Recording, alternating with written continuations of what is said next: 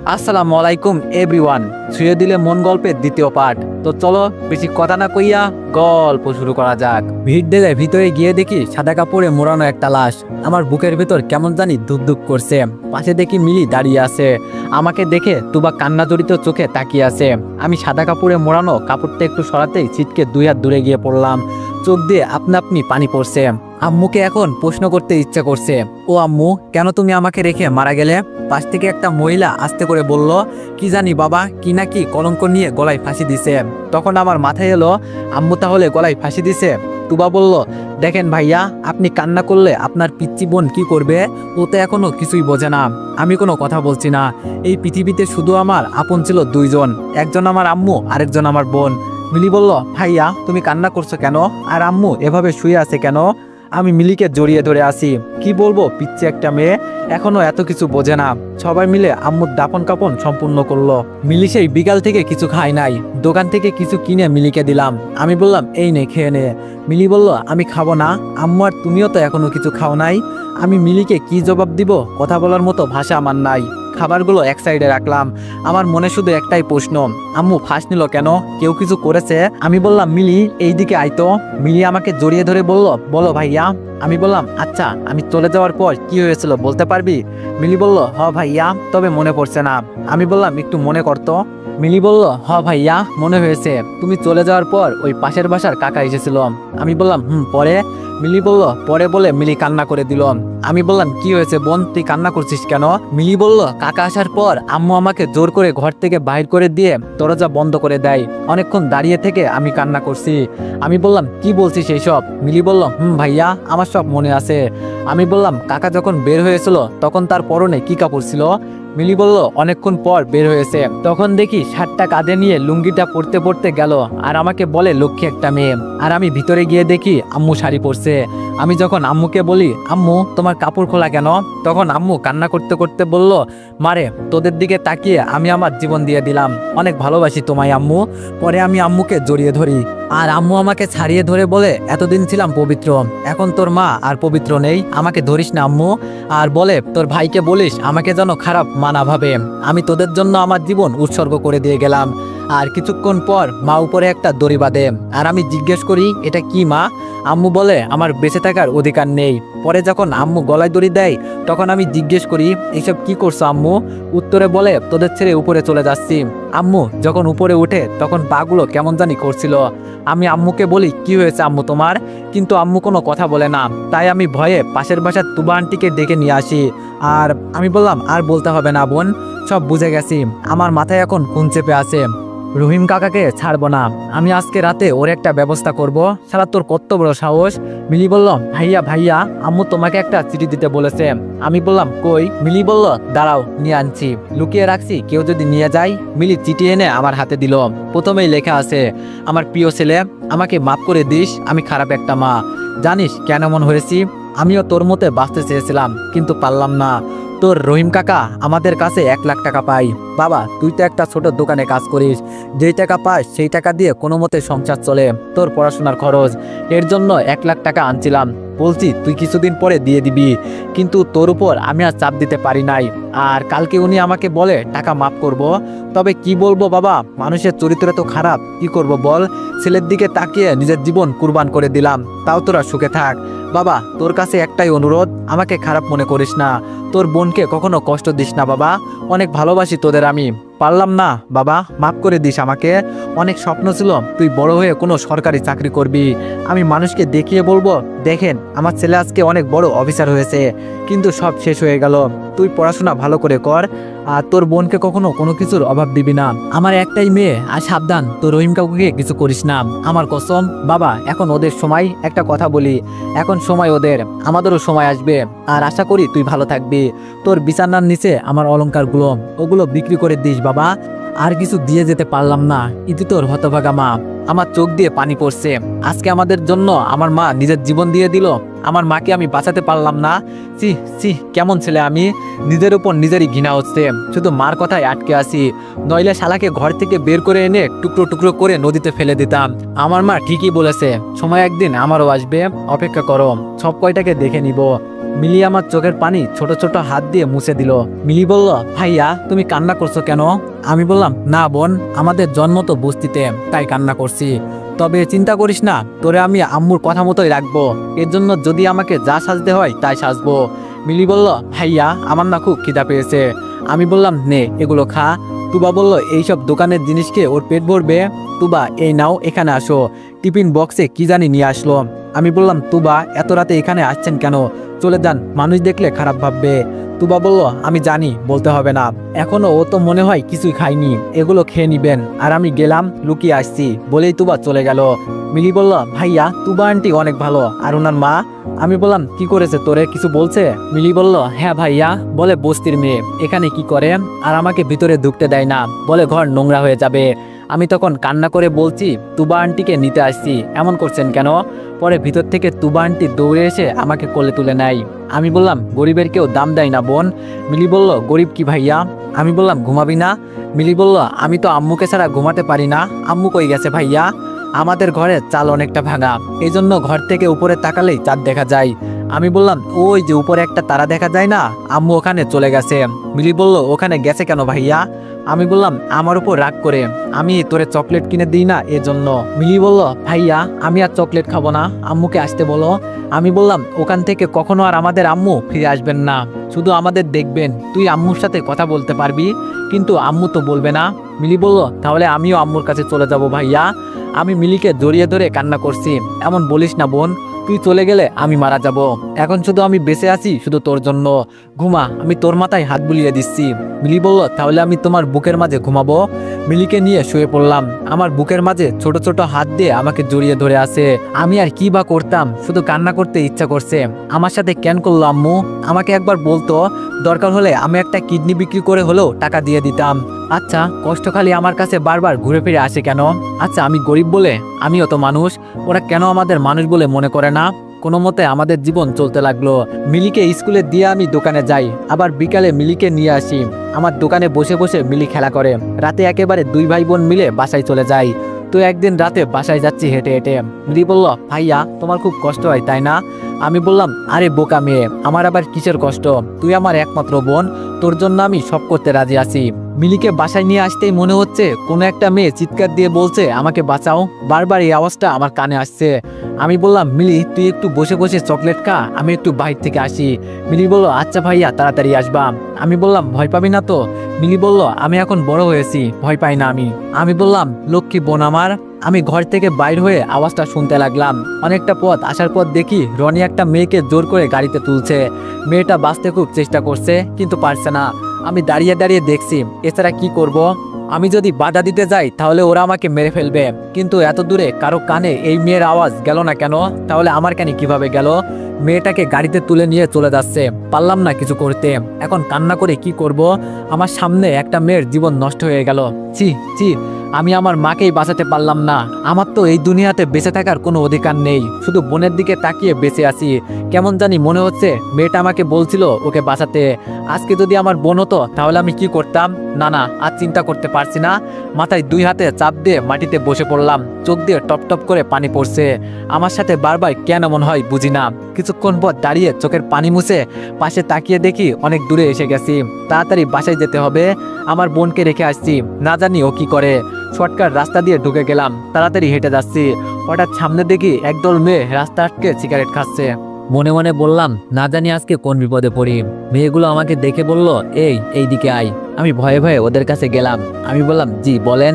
একটা মেয়ে বলল, এখান দিয়ে কই যাস? আমি বললাম, জি আপু, বাসায় যাচ্ছি। মেয়েটি আমার গায়ের উপর হাত দিয়ে বলল, দেখতে তো মালটা ভালোই, তোর বাসা কই? আমি বললাম, ওই সামনের বস্তিতে। মেয়েটি বলল, সি সি, তুই বস্তির ছেলে বলে আমার মুখের উপর থুতু দিল। আমি হাত দিয়ে মুখ পরিষ্কার করলাম আর মনে মনে বললাম, গরিব বলে আমাদের কোনো দাম নেই। মেয়েটি বলল, তুই এই রাস্তা দিয়ে আসছোস, তুই জানিস না এখানে প্রতিদিন আমাদের আড্ডা চলে? আমি বললাম, সরি আপু, সত্যি আমি জানতাম না, জানলে আর এই রাস্তা দিয়ে কখনোই আসতাম না। মেয়েটি বলল, সিগারেট খাস তুই? আমি বললাম, না আপু, এইগুলো খাই না। মেয়েটি বলল, আজকে খাবি, আর এগুলো সিগারেট না, সাথে গাঁজা মিশানো আছে। আমি বললাম প্লিজ আপু, আমি এগুলো খেতে পারি না। মেয়েটি বলল তা বললে হবে না, খেতে হবে। ওই তোরা ওকে ধর। সব কয়টা মেয়ে আমাকে ধরে সিগারেট খাওয়ালো। মাথাটা কেমন জানি ঘুরছে আর চোখ দিয়ে পানি পড়ছে মনে হচ্ছে। মেয়েটি বলল এখন যা এখান থেকে। কোনো মতে হাঁটতে হাঁটতে বাসায় আসলাম, তবে কিভাবে আসছি বলতে পারি না। মিলি বলল ভাইয়া তুমি আসছো, জানো আমি কত ভয় পেয়েছি। আমি বললাম মিলি বোন, আমাদের ঘরে কোনো টক জাতীয় কিছু আছে? মিলি বলল আছে তো, আমের আচার, আম্মু বানিয়ে রাখছে, আমি মাঝে মাঝে খাই। আমি বললাম আমাকে একটু এনে দিবি? মিলি বলল দাঁড়াও ভাইয়া আনছি। টক খেয়ে শুয়ে আসি, এখন সব ঠিক লাগছে। মিলি বলল ভাইয়া তোমার কি হয়েছিল? আমি বললাম কিছু না বোন, আজকে মনে হয় রান্না করতে পারবো না, অনেক রাত হয়ে গেছে, আমি হোটেল থেকে খাবার নিয়ে আসি। মিলি বলল তুমি যাবা না, এত দেরি করে আসো, পরে আমাকে মিথ্যা বলো। আমি বললাম এখন আর দেরি হবে না, বিশ্বাস কর বোন, যাবো আর আসবো। মিলি বলল সত্যি তো? আমি বললাম সত্যি সত্যি সত্যি, 3 সত্যি দিলাম। মিলি বলল যাও। পকেটে হাত দিয়ে দেখি 100 টাকা আছে। যাক আজকে রাতটা চলে যাবে। রাতে শুয়ে শুয়ে চিন্তা করছি সবাই আমার সাথে খারাপ ব্যবহার করে কেন বুঝতে পারি না। আমার জন্ম হওয়াটাই কি পাপ ছিল? কেন সবাই আমার সাথে এমন করে বুঝি না। সকালে মিলিকে স্কুলে দিয়ে দোকানে যাব, কিন্তু হঠাৎ রাতের কথা মনে হয়ে ভয়ে ভয়ে বাসার দিকে আসছি। না জানি থানার ওসি আমাকে আবার ধর্ষণের অভিযোগ দিয়ে দেয় না। না, আজকে আর বাইরে থাকা যাবে না। আমি কোথায় গেলে আমার বোনের কি হবে, এইসব চিন্তা করে বাসায় চলে যাচ্ছি। বাসার কাছাকাছি আসতেই তুবার আম্মু ডাক দিল। আন্টি বলল এই ছেলে এইদিকে আসো তো। তুবারা অনেক ধনী, ওদের বাসা 4 তলা, বড়লোক বাবার একমাত্র মেয়েও। আমি বললাম জি আন্টি। আন্টি বলল জানি না তোমার আম্মু কেন ফাঁস নিল, না জানি কোন বেটার লগে কি করছে, বলা তো যায় না, স্বামী নাই। আমার হাতটা ছিল রডের উপর, এমন ধরে রডটা চাপ দিলাম হাতটা সামান্য পরিমাণ কেটে গেছে। বুঝতে পারছি তুবার মা যদি না হতো তাইলে এখানে শরীর থেকে কল্লাটা আলাদা করে ফেলতাম। রাগে আমার শরীর জ্বলে যাচ্ছে। আন্টি বলল সে যাই হোক, তোমার আম্মুর কাছে আমি 5,000 টাকা পেতাম, তোমার পড়াশোনা করতে নিছিল, বলে ছেলে চাকরি পেলে দিয়ে দিবে। তখন তার বলতে পারি নাই তোমার কাছে, এখন বললাম। জানি তুমি টাকা দিতে পারবা না, এক কাজ করো, আজকে কাজের মেয়েটা আসে নাই, আমার বাসাটা একটু পরিষ্কার করে দাও, তাহলে আর টাকা দিতে হবে না। মনে মনে বললাম হায় রে দুনিয়া, মানুষ সুযোগ পেলে সদ্ব্যবহার করে। আন্টি বলল কি চিন্তা করছো, কাজ করবা কিনা, টাকাগুলো নইলে দিতে হবে। আমি বললাম জি আন্টি, আমি রাজি আছি। আন্টি বলল তো দাঁড়িয়ে আছো কেন, কাজে লেগে পড়ো। মান সম্মান মাটিতে পুঁতে দিলাম, টাকার জন্য আজকে আমাকে কত কিছু করতে হচ্ছে। আর মানুষের চিন্তা ভাবনা এত নিচ যে আমি বুঝতে পারি নাই। কাজ করতে করতে বিকাল হয়ে গেল। হঠাৎ দেখি তুবা কোথা থেকে আসছে, মনে হয় ভার্সিটিতে গেছিল। আমাকে ওদের বাসা পরিষ্কার করতে দেখে চোখ বড় বড় করে তাকিয়ে আছে আমার দিকে। তুবা বলল দাঁড়ান বলছি, দাঁড়ান। আমি বললাম জি বলুন। তুবা বলল আপনাকে কে এসব করতে বলেছে? হ্যাঁ। আন্টি বলল আরে মা আমি বলেছি, ওর মার কাছে আমি 5,000 টাকা পেতাম, টাকা তো আর দিবে না এজন্য। তুবা বলল আম্মু তোমার মাথা খারাপ হয়ে গেছে, টাকার জন্য তুমি সি সি সি, আর আপনি যান, আপনার সাথে আমি পরে হিসাব করব। আমি বললাম কিন্তু। তুবা বলল কোনো কিন্তু শুনতে চাই না, যেতে বলছি না আপনাকে। আমি বাসা থেকে বাইর হয়ে গেলাম আর শুনতে পাচ্ছি তুবা ওর মার সাথে ঝগড়া করছে। আসলে মেয়েটা ভালো আছে আর মাটা একদম ডাইনি বুড়ি। কিভাবে যে ওনার পেট থেকে এই মেয়েটা হলো এখন আমার সন্দেহ হয়। চিচি কি যে চিন্তা করছি না আমি। থাক সেই সব কথা বাদ দিই, আম্মুর ঋণ পরিশোধ করতে পারছি এটাই অনেক। কালকে ভার্সিটিতে যেতে হবে, অনেক দিন ধরে যাই না। বিকালে রান্না করে মিলিকে স্কুল থেকে নিয়ে আসলাম। সকালে মিলিকে স্কুলে দিয়ে আমি ভার্সিটির উদ্দেশ্যে রওনা দিলাম। যখন গেটের ভিতরে ঢুকলাম অনেকটা পথ চলে গেছি, তখন কলেজের এক বড় ভাই ডাক দিল। তাকে অবশ্য আমি চিনি, ছাত্রলীগ করে কলেজে। মনে মনে বললাম কিন্তু আমাকে ডাকলো কেন বুঝতে পারলাম না। হেঁটে হেঁটে ওনার কাছে চলে গেলাম। আমি বললাম আসসালামু আলাইকুম ভাই, কেমন আছেন? ভাই বলল ওয়ালাইকুম আসসালাম, আমি ভালো আছি। আমি বললাম কি জন্য ডাকছেন ভাই? ভাই বলল আমার গালে একটা চড় দে। আমি বললাম মানে কি বলছেন ভাই? ভাই বলল যাই বলছি তাই কর, আমাকে থাপ্পড় দিতে বলছি তুই দে। আমি বললাম আপনি এখানে ছাত্রলীগ করেন, আপনাকে সম্মান করি, কিভাবে চড় দিব বলেন, তাছাড়া আমি কেন? ভাই বলল তোরে কলেজে অনেকেই চিনে না, আর আমার একটা দরকার আছে, তোরে সেটা করতে বলছি, তাড়াতাড়ি কর। আমি বললাম কিন্তু ভাই। ভাই বলল আবার বলিস কিন্তু, কি এক জ্বালাই পড়লাম রে ভাই, দূর। আস্তে করে ভাইয়ের গালে একটা চড় দিলাম। ওমা, চড় দিয়ে আমি মনে হয় ভুল করেছি। কোথা থেকে একটা মেয়ে এসে আমার গালে আরো 2টা চড় দিয়ে বলল তোর তো সাহস কম না, তুই আমার বয়ফ্রেন্ডের গালে চড় দিস। ভাইয়া বলল কিন্তু তুমি তো আমাকে ভালোবাসো না। মেয়েটা বলল কে বলল? হ্যাঁ আমি বলছি যে তোমাকে আমি ভালোবাসি না, তুমি জানো না মেয়েদের বুক ফাটে তো মুখ ফোটে না। ভাইয়া আমাকে বলল ছোট ভাই আমি ওর পক্ষ থেকে সরি বলছি, কিছু মনে করিও না। হ্যাঁ আসলে দেখতে চাইছিলাম তোমার ভাবি আমাকে কত ভালোবাসে। আমি বললাম আরে না ভাইয়া সমস্যা নেই। ভাই বলল কোনো সমস্যা হলে আমাকে বলিও কেমন। আমি বললাম ওকে ভাই, হেঁটে যাচ্ছি আর চিন্তা করছি আমাকে দেখে এখন সবাই ব্যবহার করে, আমি মনে হয় খেলার একটা পুতুল। বুঝি না রে ভাই আমার সাথে কেন এমন হয়। ভার্সিটিতে কিছু কাজ ছিল, সেগুলো শেষ করে বাসার উদ্দেশ্যে হেঁটে যাচ্ছি।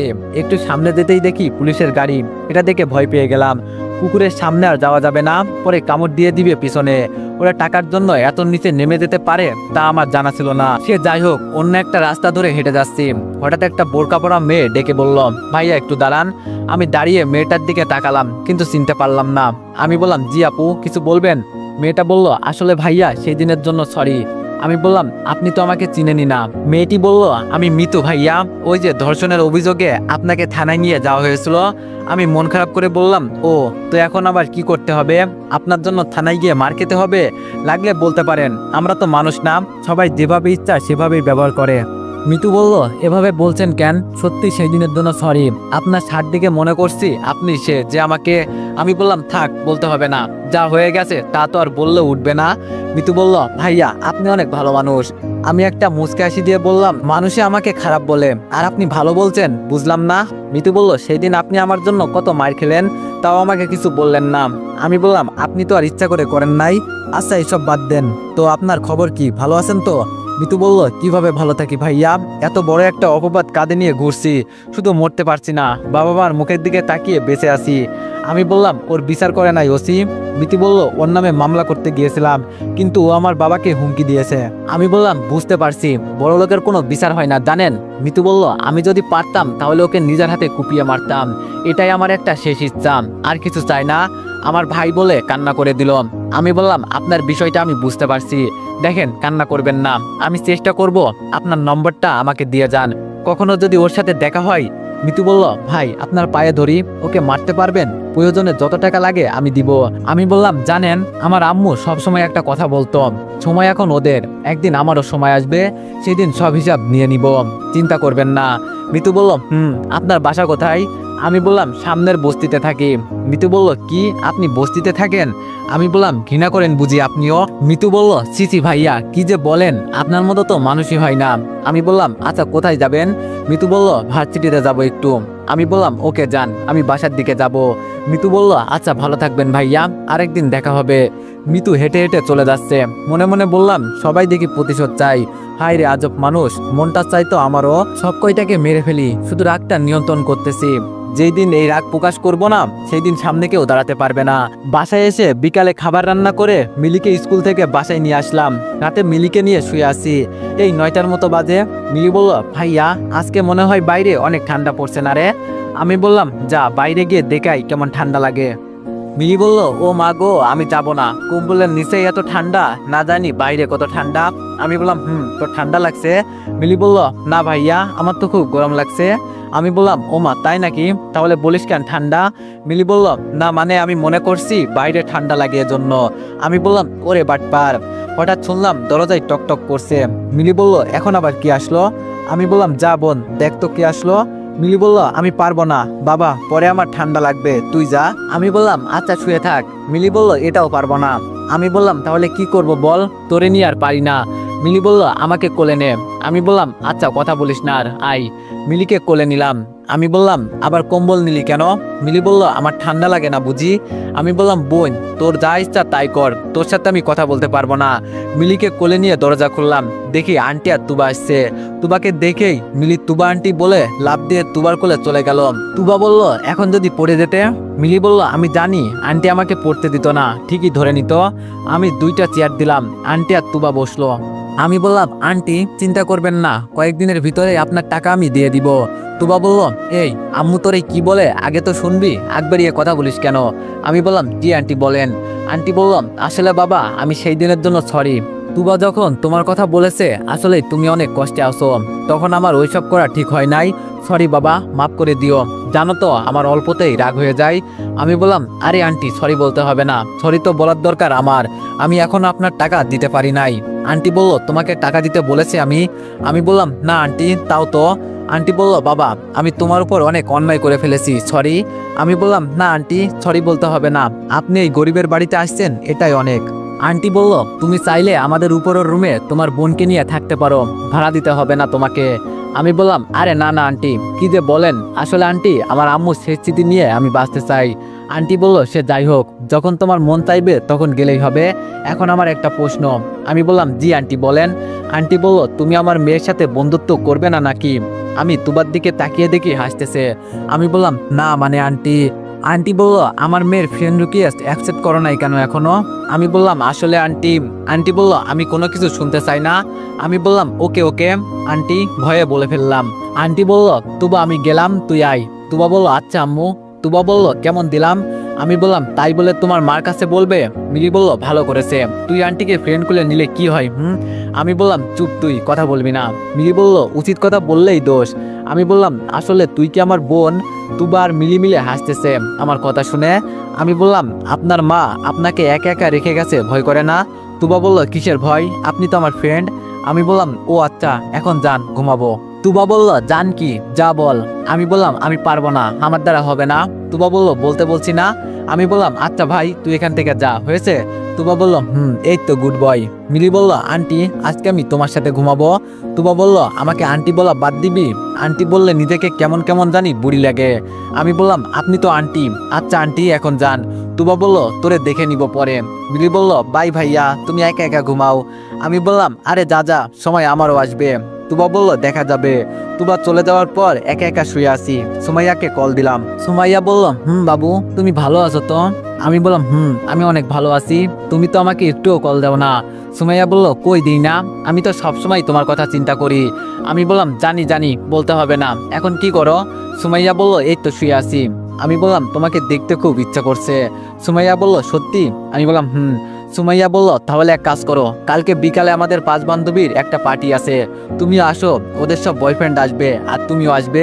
আমি বললাম, আসতেই হবে? সুমাইয়া বলল, কালকে যদি কোনো উল্টাপাল্টা হয় তোমার সাথে আর জীবনও কথা বলবো না।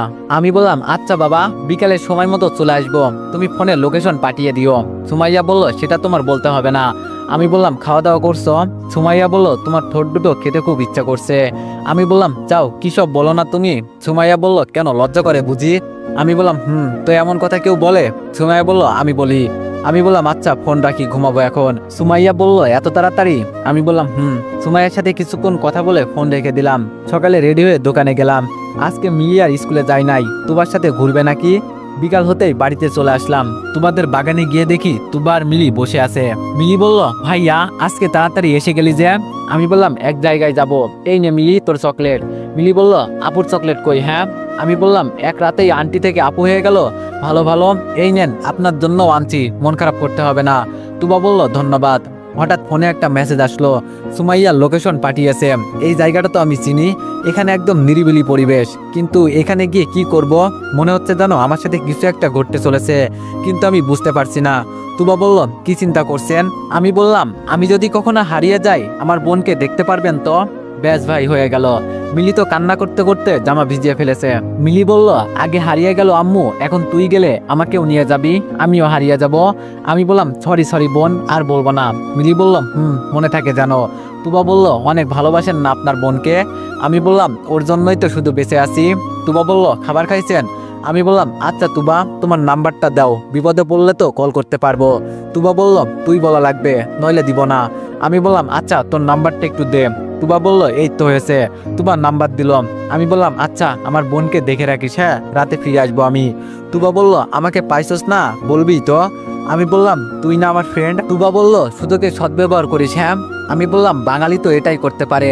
তুবা বলল, আচ্ছা যা, দেখে শুনে যাস। তুবা আর মিলের কাছ থেকে বিদায় নিয়ে চলে যাচ্ছি, আর আমার বুকটা কেমন জানি দুক দুক করছে। মনে হচ্ছে জানো সামনে কোনো বিপদ হতে চলেছে। আমার কোনো বিপদ হলে আমার এমনই লাগে, খুব ভয় হচ্ছে, যাব নাকি যাব না। সেই দিনও যায় নাই, আজকে না গেলে ও রাগ করবে, তাই কিছু চিন্তা না করে হেঁটে যাচ্ছি। যেখানে গেলাম এর চারপাশে শুধু জঙ্গল আর জঙ্গল, আর মাঝখানে একটা রাস্তা। সুমাইয়া আবার কল দিছে। সুমাইয়া বলল, কই তুমি বাবু? আমি বললাম, এটা কোথায় ডাকলা তুমি? চারপাশে শুধু জঙ্গল আর জঙ্গল। সুমাইয়া বলল, এখানে কেউ আসবে না, আমরা শুধু এনজয় করব, কেউ শুনবে না। আমি বললাম, কিন্তু আমি তো কোনো বাসা দেখতে পাই না। সুমাইয়া বললাম, আর একটু হেঁটে বামে আসবা, তারপর সোজা ভিতরে গেলেই দেখতে পারবা। রাস্তার সাইডে সুমাইয়ার গাড়ি দেখতে পাচ্ছি। সুমাইয়ার কথা মতো চলে গেলাম, আর যত ভিতরে যাচ্ছি কে জানে আমাকে বলছে, যাস না রিফাত, অনেক বড় বিপদ হবে। আমার খুব ভয় করছে, এমন ভয় আগে কখনো করে নাই। সামনে দেখি সুন্দর একটা রাজপ্রাসাদ, ওইটাই মনে হয়। একটু সামনে যেতেই হুচটকে মাটিতে পড়ে গেলাম।